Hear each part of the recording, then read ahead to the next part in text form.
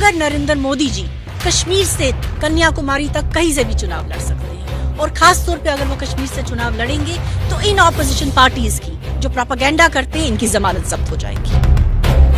कुछ सियासी जमातें जो उनको वर्गला के उनके हाथों में पत्थर थमाते थे, आज वही बच्चे किताबें लेके लैपटॉप लेके स्कूल और कॉलेजेस में जाते हैं। तो वो उन माओं का आशीर्वाद नरेंद्र मोदी जी के साथ है।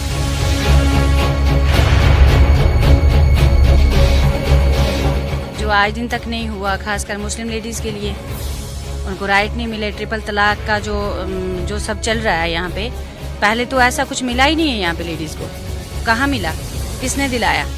3 तलाक दिए और निकल गए, मर्द निकल गए, जहाँ मन किया चल पड़े। लेकिन ये बदलाव तो मोदी जी नहीं लाया है ना।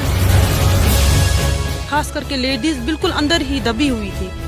क्या वो जुल्मों की वजह से, क्या बाहर की डर की वजह से, क्या मर्दों की वजह से, मतलब दबी हुई थी। उनको एक आज़ादी दिखाई। जय श्री राम दोस्तों, मैं पंकज कुमार यादव आप सभी को खुशबू मीडिया टीवी में स्वागत करता हूं।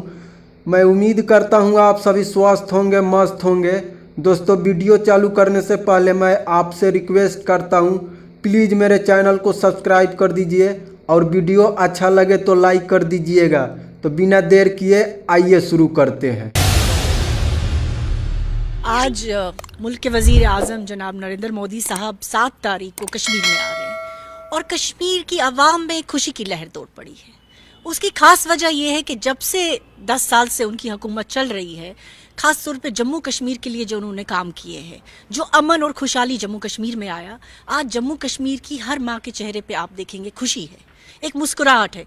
क्योंकि उसके बच्चे, जो कुछ सियासी जमातें जो उनको वर्गला के उनके हाथों में पत्थर थमाते थे, आज वही बच्चे किताबें लेके लैपटॉप लेके स्कूल और कॉलेजेस में जाते हैं। तो वो उन माओं का आशीर्वाद नरेंद्र मोदी जी के साथ है। और ख़ास तौर पे हम जो महिला वर्ग है, हमारे लिए जो इस हुकूमत ने किया वो तारीखी कदम है।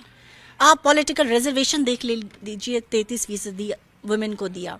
उसके अलावा बेटी बचाओ बेटी पढ़ाओ और ऐसी बहुत सारी स्कीमें बनाई जिसने महिलाओं को सक्षम किया। आज भी हमारे आज भी अपोजिशन पार्टी के लीडर बात करें, फारूक अब्दुल्ला की बात करें, उमर अब्दुल्ला की बात करें या महबूबा मुफ्ती की बात करें, तो वो कहते हैं कि डेमोक्रेसी खत्म हो गई है, नरेंद्र मोदी ये जो है ये सब मार्केटिंग है। तो क्या कहना चाहेंगे आप? देखिए, मैं आपके चैनल के माध्यम से उन सभी ऑपोजिशन लीडर्स को ये कहना चाहती हूँ, आज इलेक्शन का एक माहौल है, लोकसभा इलेक्शन चुनाव सामने है। हम नरेंद्र मोदी साहब से ये आग्रह करते हैं कि वो कश्मीर से चुनाव लड़ें ताकि ये ऑपोजिशन पार्टी देखें। और मैं आज आपके माध्यम से ये कहना चाहती हूँ कि अगर नरेंद्र मोदी जी कश्मीर से कन्याकुमारी तक कहीं से भी चुनाव लड़ सकते हैं, और खास तौर पे अगर वो कश्मीर से चुनाव लड़ेंगे तो इन ऑपोजिशन पार्टीज की जो प्रोपेगेंडा करते हैं इनकी जमानत जब्त हो जाएगी। वो यहाँ से चुनाव लड़ते हैं तो उनकी जमानत जब्त हो जाती है। यानी कि उमर अब्दुल्ला हो, फारूक अब्दुल्ला हो या महबूबा मुफ्ती हो, ऊंचे नाम जरूर हैं लेकिन फीके पकवान हैं जब नरेंद्र मोदी की बात होती है। तो क्या कहना चाहेंगे आप क्यों इतना ज्यादा ईगर हैं उनके आने से? क्या खास बदलाव आया है? क्योंकि 370 हटा तो कैसे आपकी जिंदगी बदली है? देखिए, 370 जो है जम्मू कश्मीर के लिए एक बहुत ही बड़ा अभिशाप था।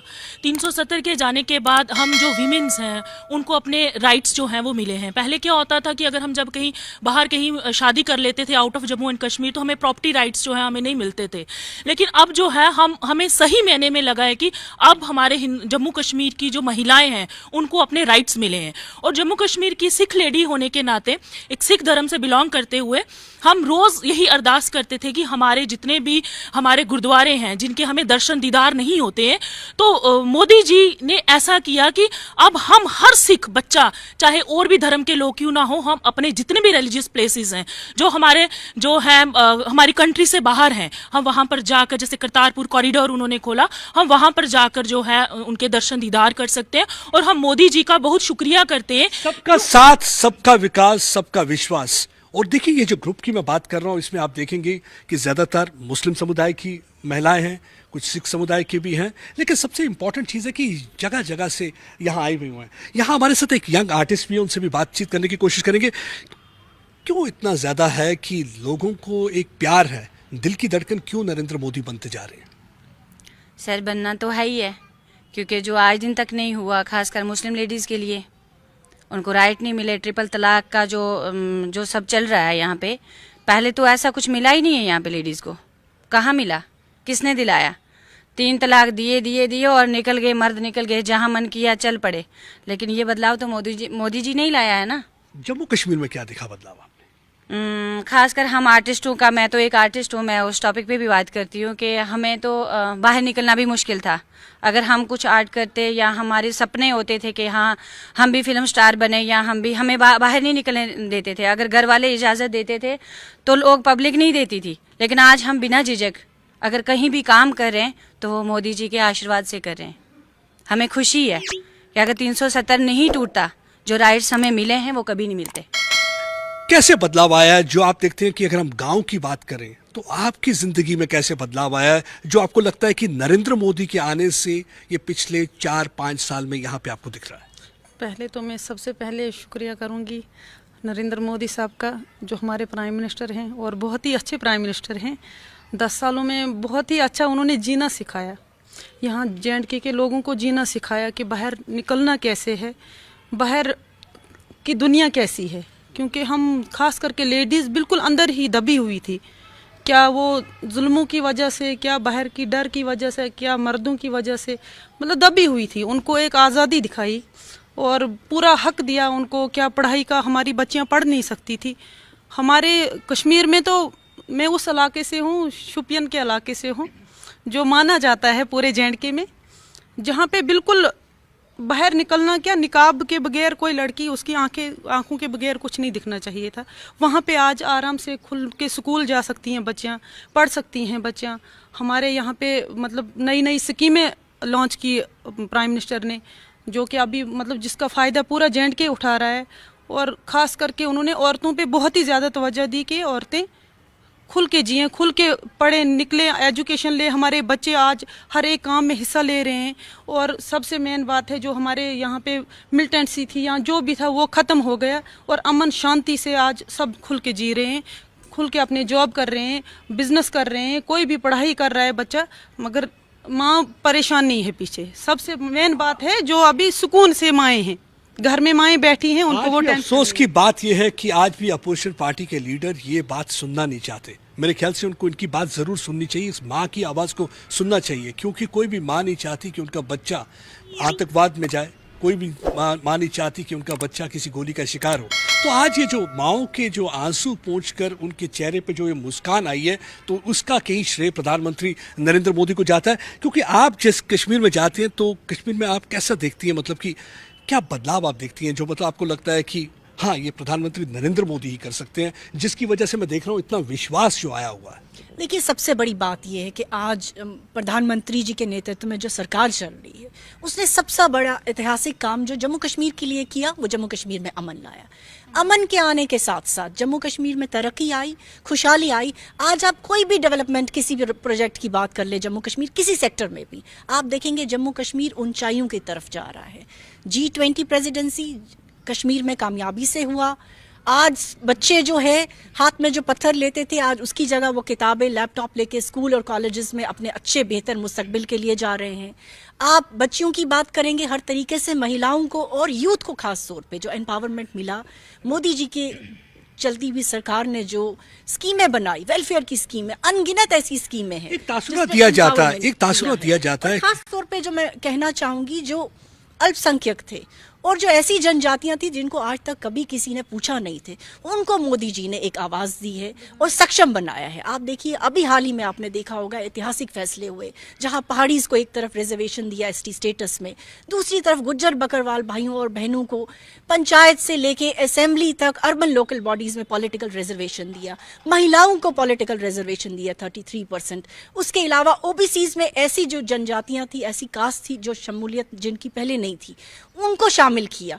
तो मैं समझती हूँ हर वर्ग के लिए जो है, हर जात के लिए, हर मजहब के लोगों के लिए मोदी जी ने काम किया है। इसलिए आज मोदी जी जो हैं वो जम्मू कश्मीर की आवाम के दिल में है।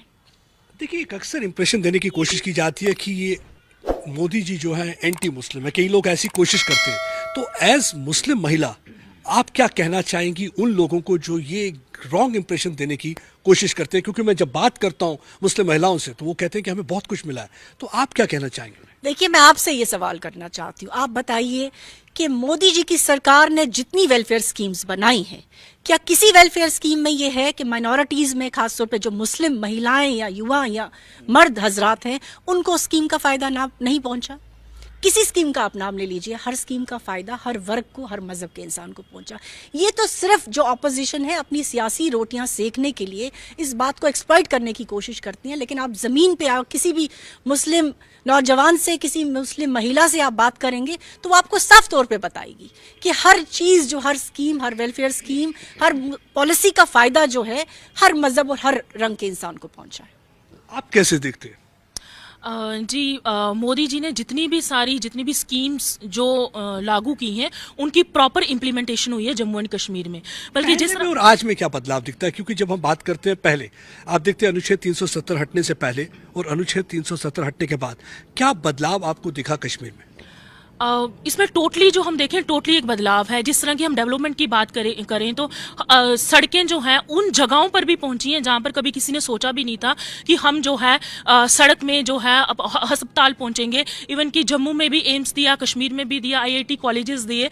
अब हमें भी यही लगता है कि अब हमें कहीं लुधियाने नहीं जाना पड़ेगा, चंडीगढ़ नहीं जाना पड़ेगा। अगर हमारा कोई बीमार होगा तो हम उनकी जो है ट्रीटमेंट जो है जम्मू में ही चलेगा। इवन हमारे बच्चों को भी जो है अब बाहर साइलेंट रेवोल्यूशन की तरह है। देखिए, एक साइलेंट रेवोल्यूशन जो शुरू हो चुका है। साइलेंट रेवोल्यूशन कैसे?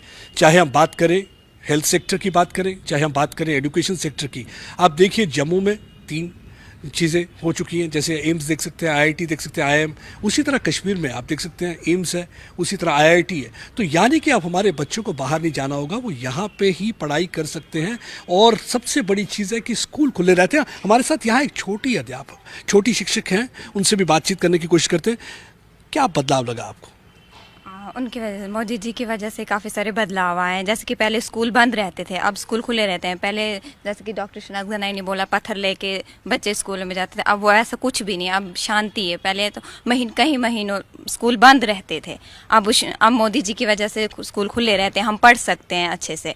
देखिए, मैं आपको बताना चाहता हूँ, ये कोकरनाग की रहने वाली है। कोकरनाग का इलाका साउथ कश्मीर में है। जैसे शोपियां की बात करें, कोकरनाग की बात करें, ये वो इलाके हैं जहाँ पे सिर्फ आतंकवाद दिखाई देता था कुछ महीने पहले, कुछ सालों पहले। लेकिन अब देखिए, आप बच्चों के चेहरे पे मुस्कान। बच्चे क्योंकि स्कूल जा रहे हैं, हर कोई चाहता है कि उसका जो बच्चा है स्कूल जाए, उसका मुस्तकबिल बने, उसका मुस्तकबिल खराब ना हो। फ्यूचर चाहते हैं कि बढ़िया होना चाहिए।